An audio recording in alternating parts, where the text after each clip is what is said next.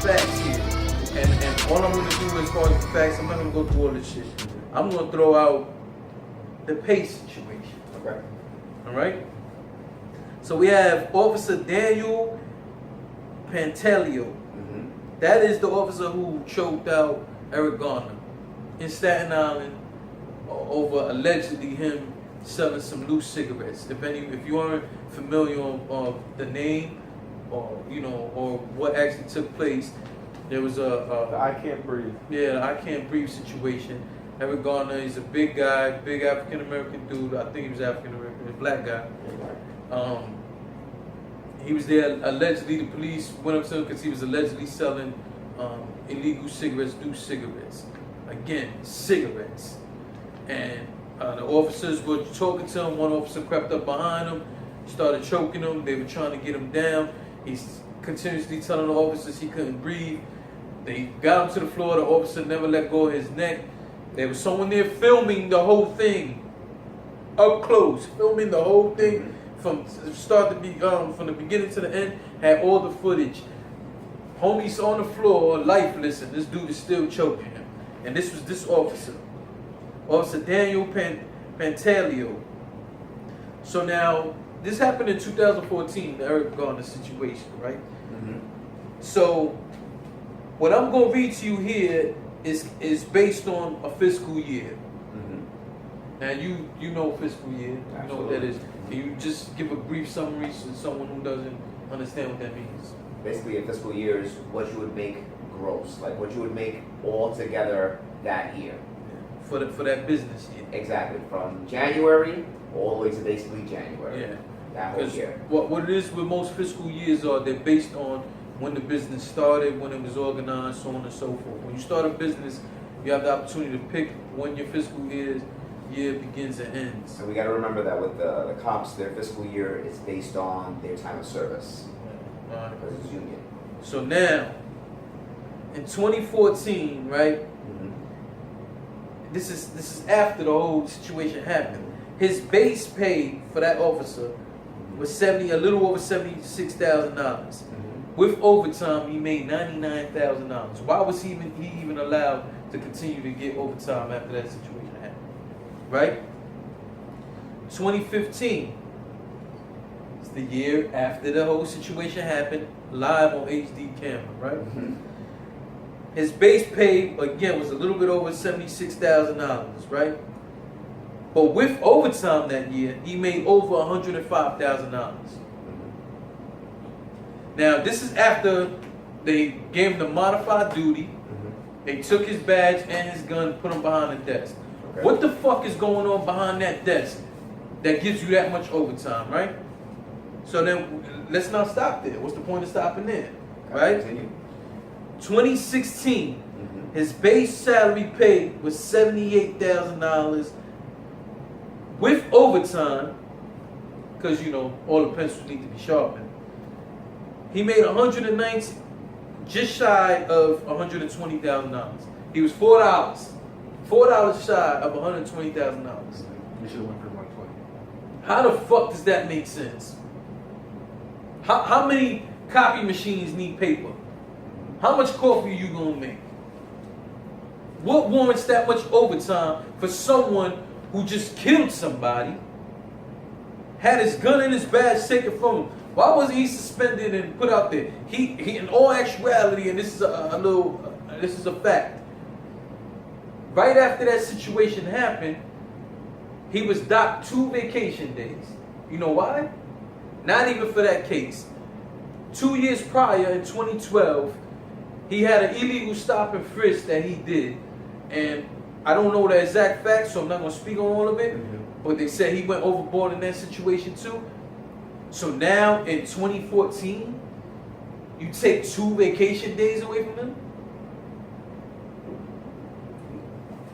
Nothing happened but a pay fucking increase, a reward for what he did to Eric Garner.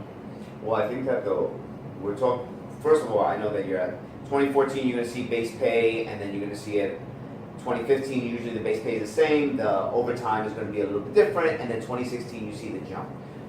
When we look at it, remember, and during 2015, I believe it was in November, I think it was around November 13th or so, the PBA was fighting because their contract was up, and they were supposed to be getting a raise, which they wound up getting a 1% raise. On top of that, they got retroactive, which the PBA was pissed off because 1% is nothing. So with some of the numbers we're having there, especially in 2016, we're seeing the 1% raise plus, and again, this is not, by no means am I covering the bullshit, I'm just giving context. So what we're seeing in 2016 is that 1% raise plus whatever was retroactive. I know what you're saying about the overtime and the penalties. I get that. That's the point. I get that. Because again, like we just discussed, I understand the union situation. You understand the union situation. So I'm not debating the base pay. I am to the degree of how the fuck he still got a job. How does he got a job? If I went outside right now and I've been in these situations where I got into a physical altercation with a fucking police officer, was I keeping a job? I barely kept my fucking life. He keeps a job behind that? And then you go give him a safer job? Better schedule? All this shit. And then you turn around and tell that man, well, you look like someone who deserves overtime. How about this? Your overtime accounts for 20% overall raise from the year before.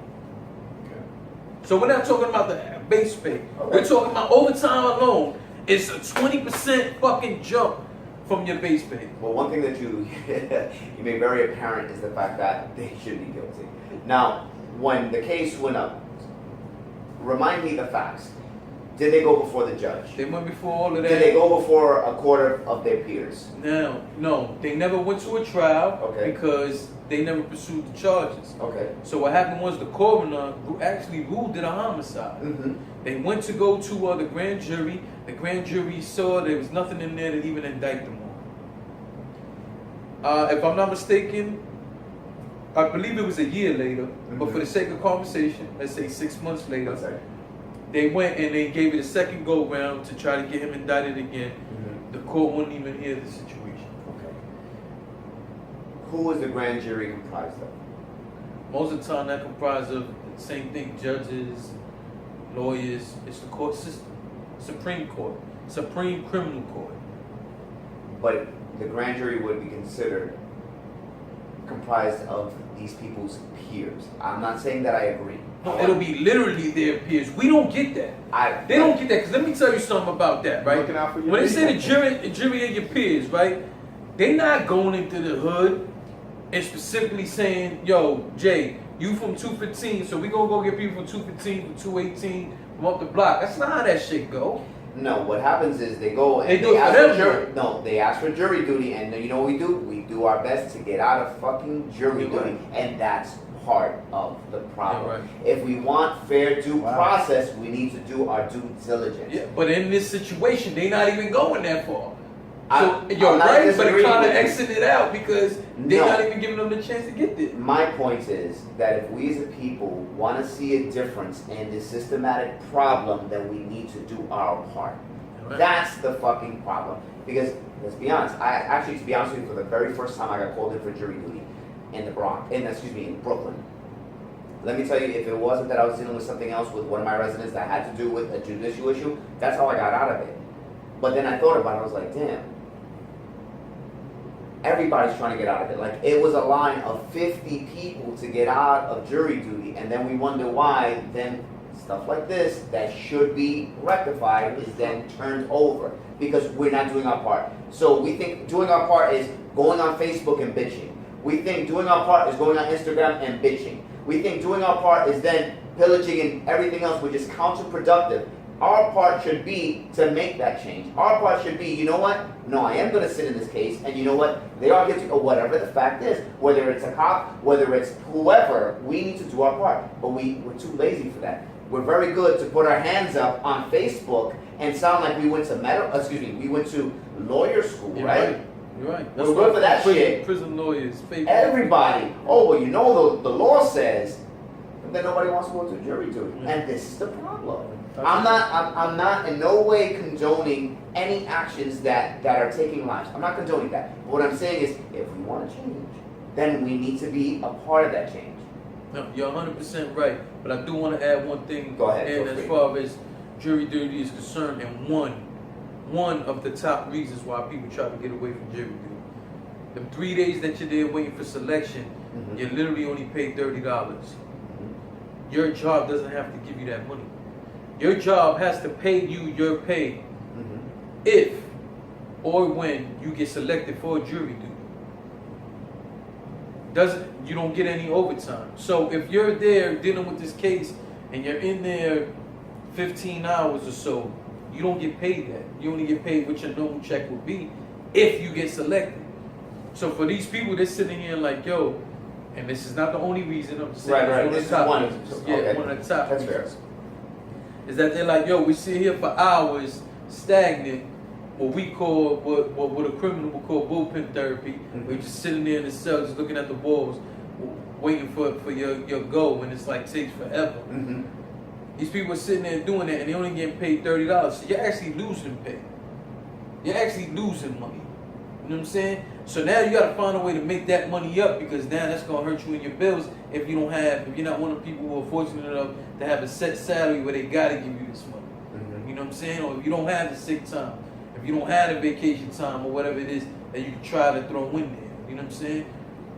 Other situation is you have people who literally do not want to be on a murder case, do not want to be on an actual rape case or something, right?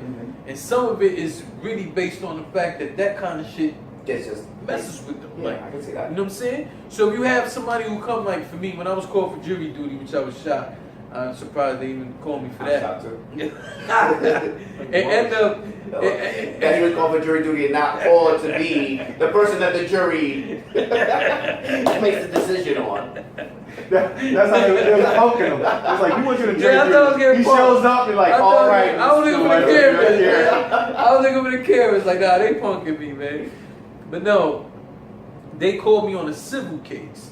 If you listen to this podcast, I broke down before the difference between a criminal case and a civil case. Civil has to do with finances, man. Bottom line is about being sued, so I'm just giving you the short version. Right. So I was put on a civil case. And bottom line, just one of those situations where there's multiple reasons for people. Some people just don't want to be there. But one of the top reasons has to do with the finances of the situation, because the courts are not going to sit there and break you off your bread. It's just not going to happen. Go ahead. AJ. But you know what though? If you think about it this way, I personally haven't been stuck in a financial situation where I needed to get out of jury duty. But everybody's painted the picture to me where it's like, when I'm summoned, they're like, oh, you gotta go do jury duty. Oh, you gotta go do it. How you gonna get out of it? How you gonna get out of it? That's the first thing you hear is, how are you gonna get out of it? Not, okay, you have jury duty. Okay, so you're gonna go take care of that?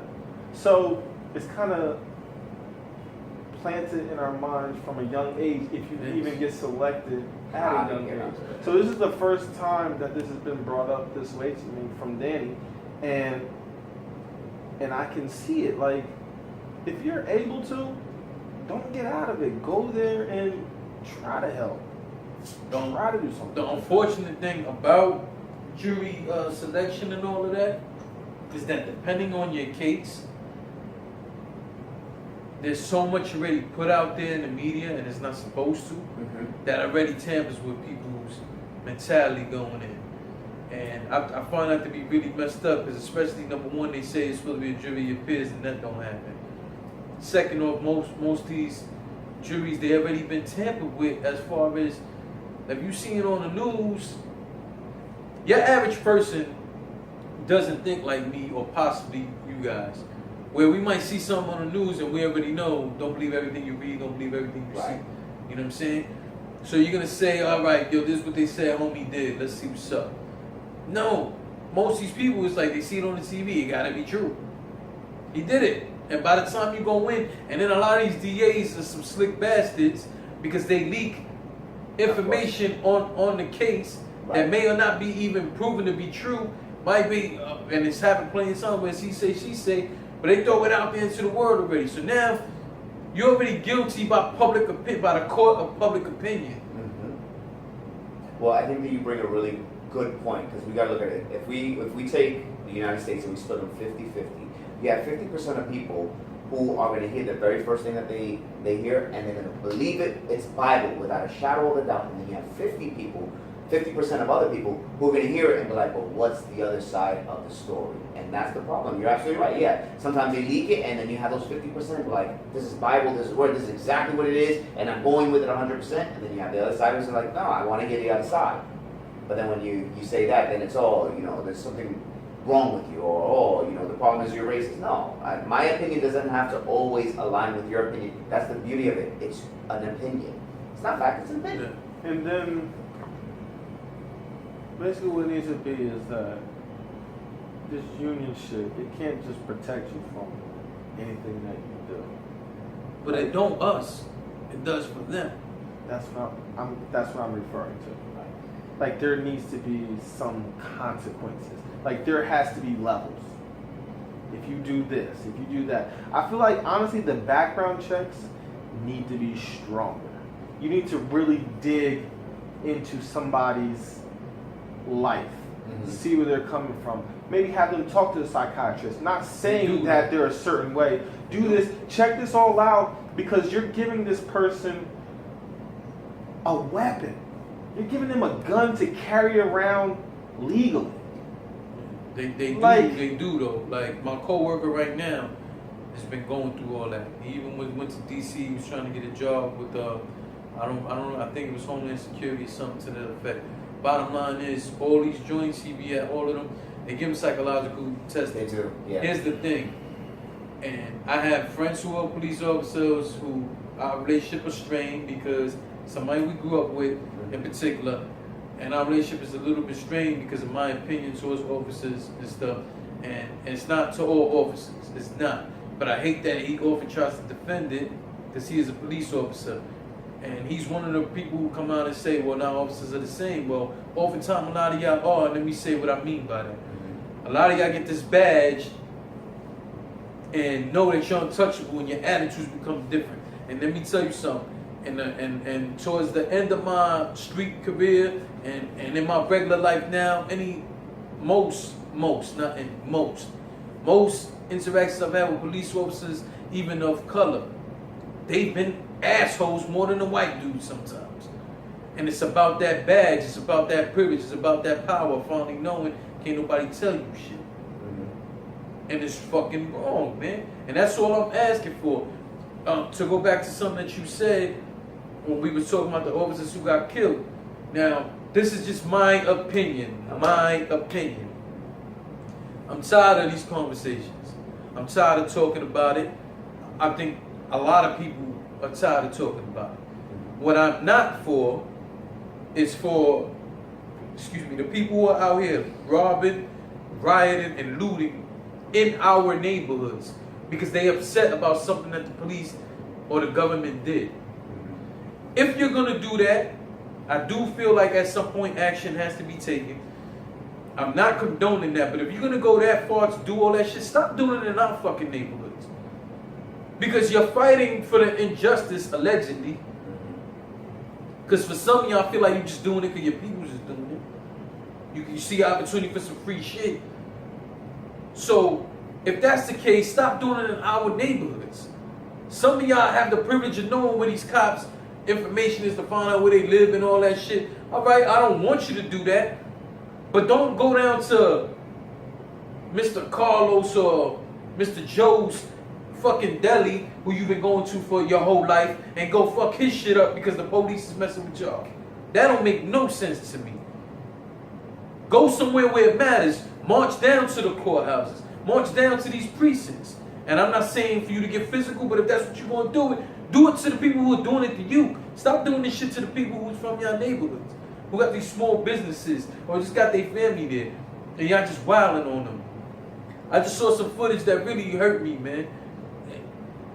It was in the Charlotte situation, in the riots. There was a white guy walking into a multi-level parking complex, and and he was going to get his car. A group of black dudes start following him, and eventually they start whipping his ass and stripping him naked. And I was upset about that. And the reason why I was upset about that is, don't turn around and do that same dumb shit they doing to us. Take it out. If you're gonna take it out on the people who's doing this shit to you. Don't like that little skinny white boy walking to go get his car, man. He ain't want no problems. And all you did was reinforce the stereotypes.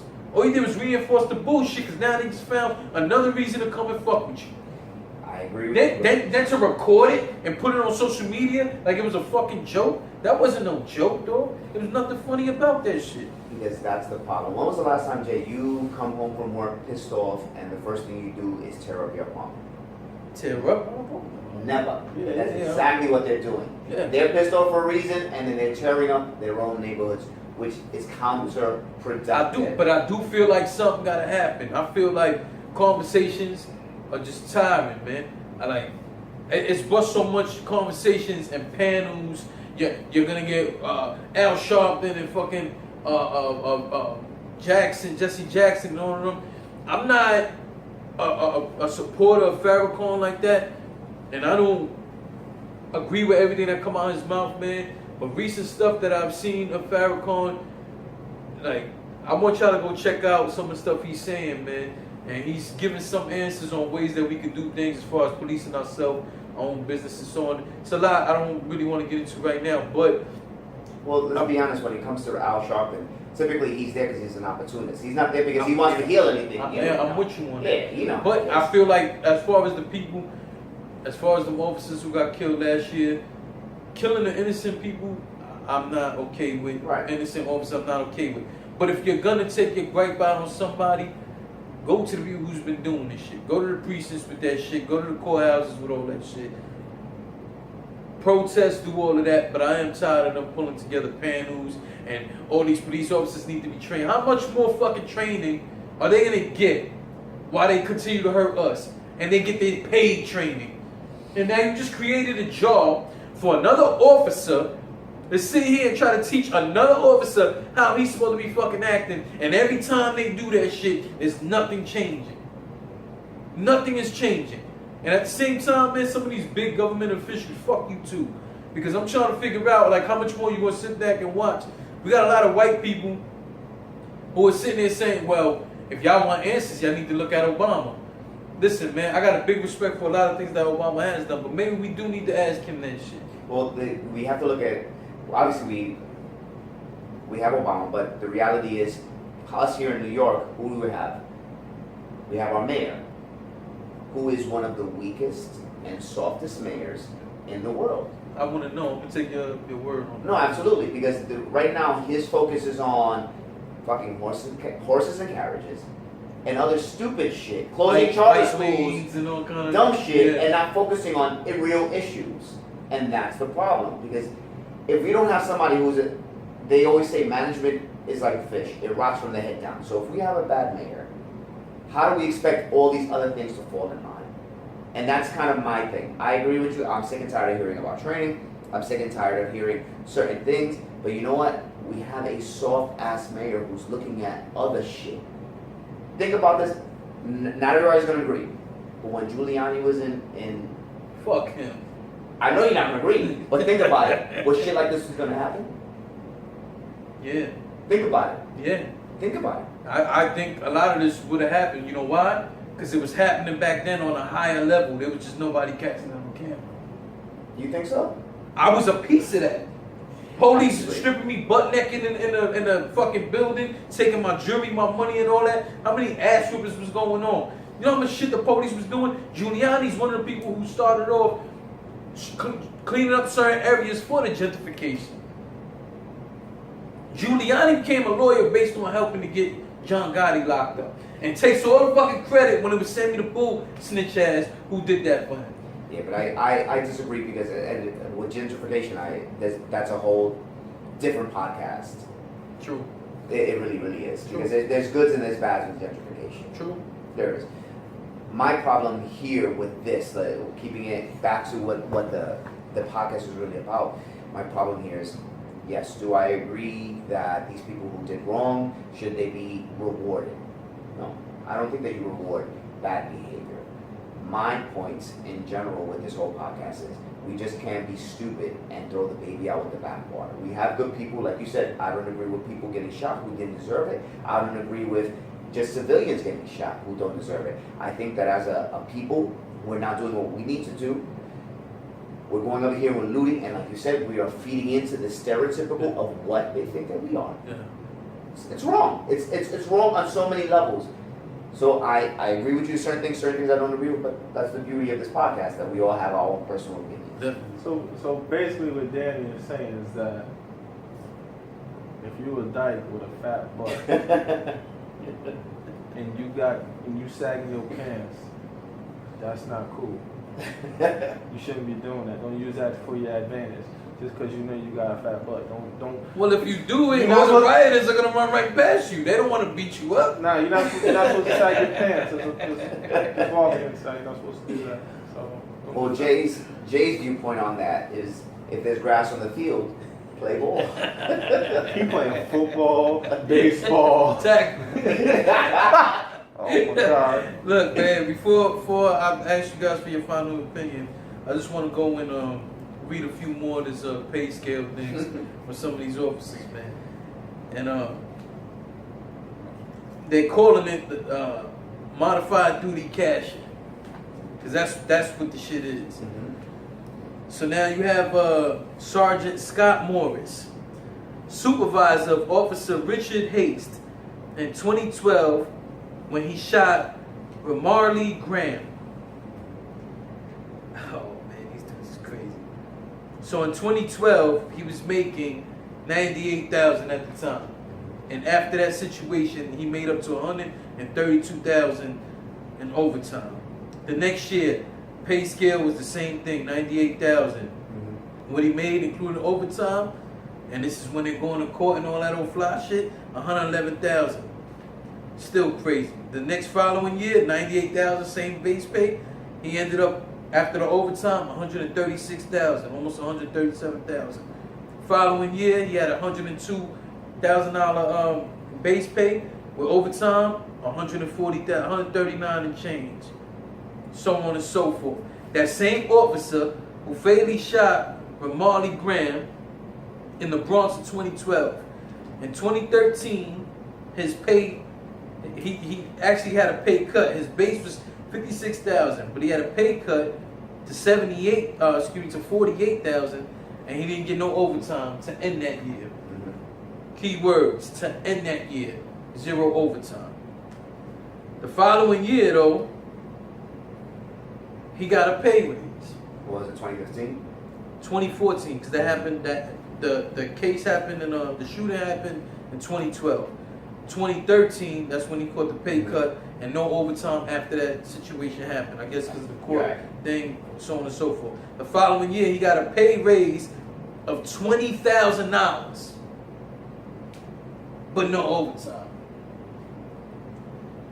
Following year after that, had another pay raise over a little $76,000, but in overtime he made $88,000. The following year, almost $95,000 in overtime. Now these guys are being put on modified desk duty. What the fuck are you doing? This is one of the things that me and my wife talk about, and because obviously, you know, I manage building and I deal with union workers, and this is you have a good thing with the union because it does protect you and it does give you great things. It gives you insurance, it helps your family, but then there's the other part of the union that I'm not a big fan of. Like for example, when I've had problems with employees that I've had to fire, not only are they getting their 2 weeks or 3 weeks vacation paid, I'm liable to pay them 2, 3, 4 weeks worth of pay, even though they're a shit worker, even though I fired them, they're wrong. And this is the bad part of unions. You have the good part, you got the bad part, and that's one of the bad parts. I don't agree, but that's unfortunately some of the bad parts that you have to deal with. Well, I want to just point out these last two officers. There's a whole fucking laundry list of them, literally. But these last two officers, I want to point them out, and the reason why I want to point them out is because they're officers of color. So can't nobody sit here and say, "Oh, you know, Jay, you just going in on the white cops." Nah. Officer Tyran Isaac, charged with beating teen in the face in 2014. So his base pay for that year was $76,000, and overtime after the situation happened, he ended up with $112,000. The next year, same base pay, ends up with $95,000 in overtime. The year after, $87,000 was his base pay, ended up with $99,000 that year. The other officer, it's hard for me to pronounce his last name, but Joel Edouard. Yeah, Edouard. Joel Edouard, found guilty in April of stomping suspect in the head in April 2014. But still, after being found guilty, his base pay was $76,000. You see in the picture him stomping the dude in the head. This homeboy got a whole new head after that. He ends up with overtime after that of $102,000. Same base pay next year, but he made $92,000 in overtime. Same base pay the following year, he made $103,000 in overtime. What the fuck is wrong with this picture? What is wrong with this picture, man? AJ, I'm gonna give y'all two of your last words on this, man. AJ, you wanna? Go ahead, man. The way I think is just that there's so many different sides and so many angles to everything. Now, the fact that everybody needs to treat each other like they're on the same level.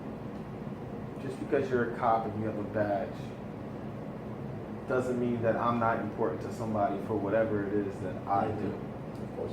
Don't take your job and put me down. Don't make me feel like I'm below you.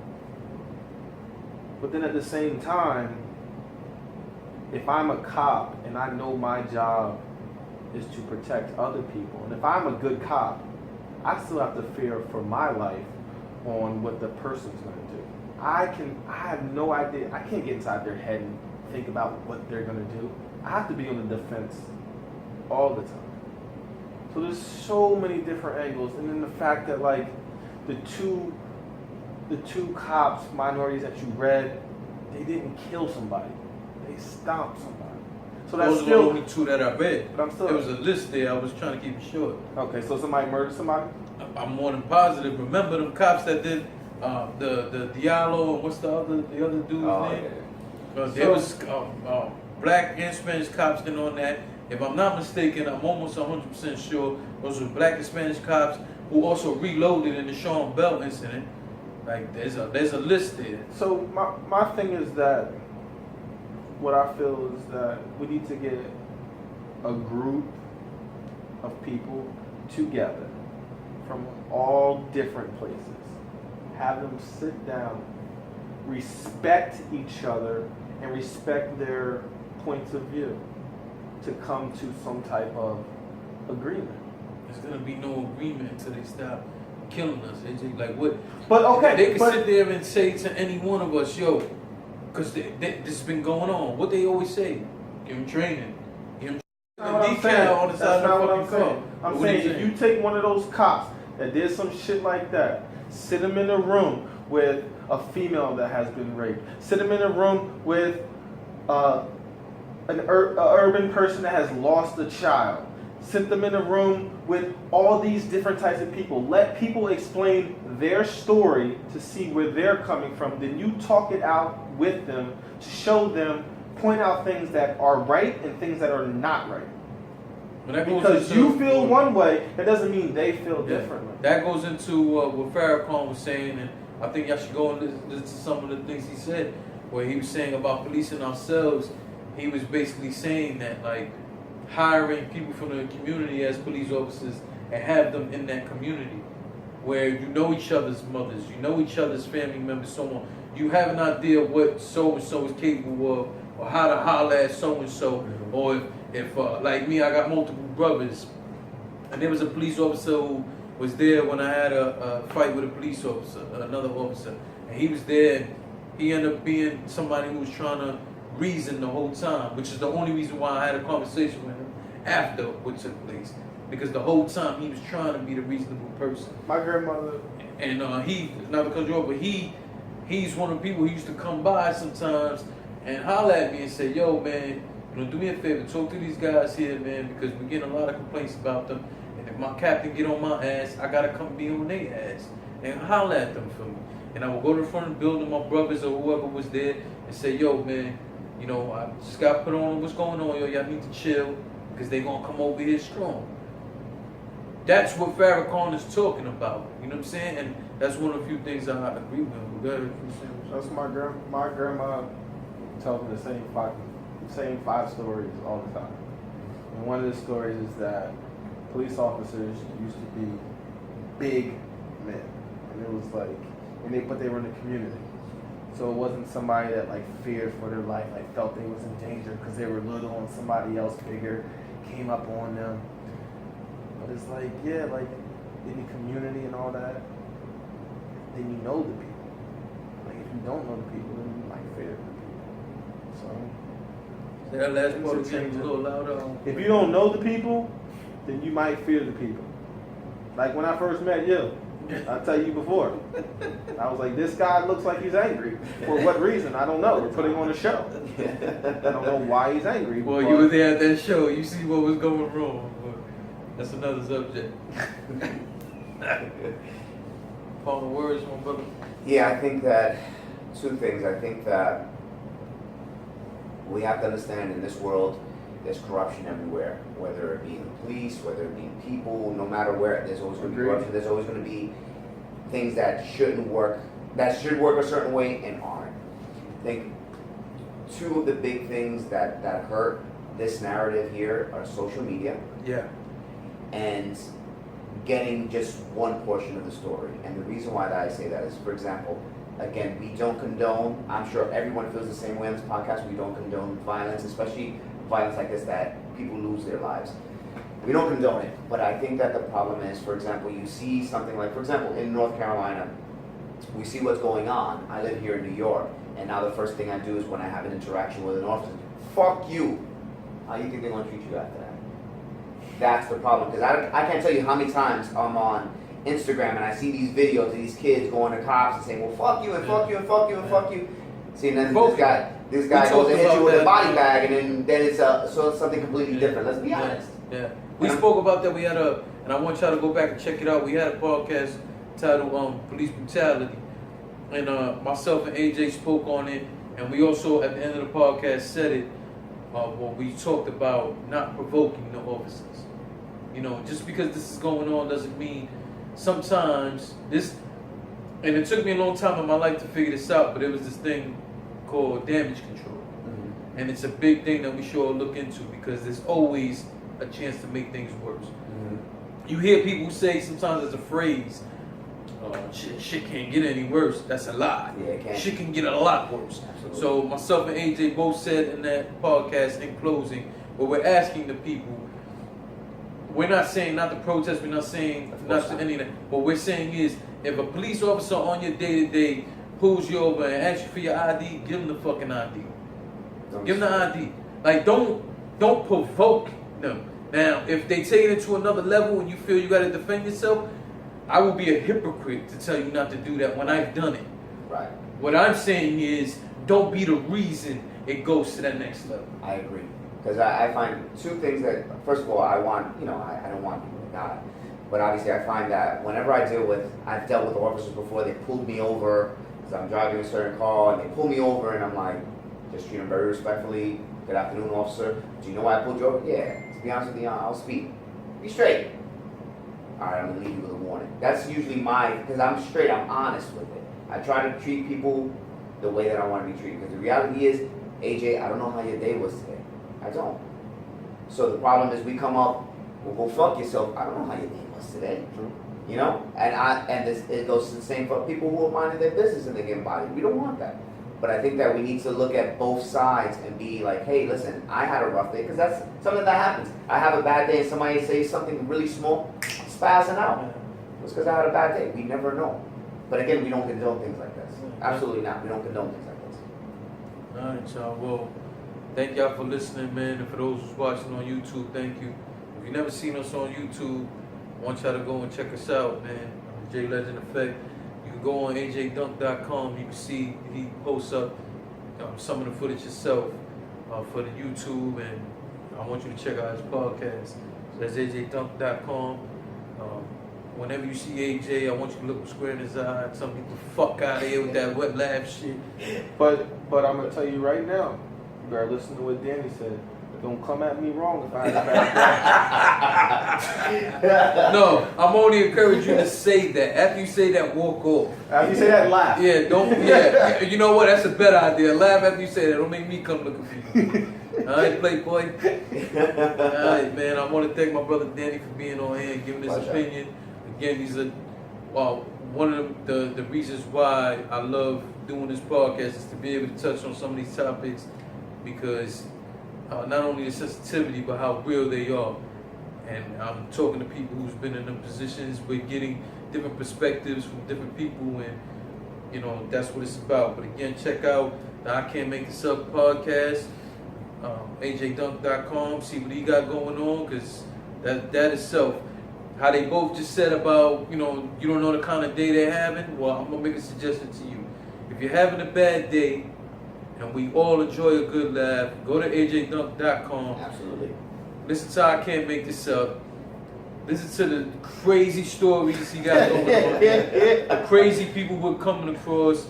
I've been blessed. He's given me the opportunity many a times to be on this podcast. So I want y'all to go check that out. And as always, man, the 3 things you always have to do, and you definitely have to take that after you listening to this particular podcast and getting an understanding from all of us of what's going on and the perspectives. The 3 things you have to do for the Wolfpack is provide, protect, and educate. Street Wolves, I salute you.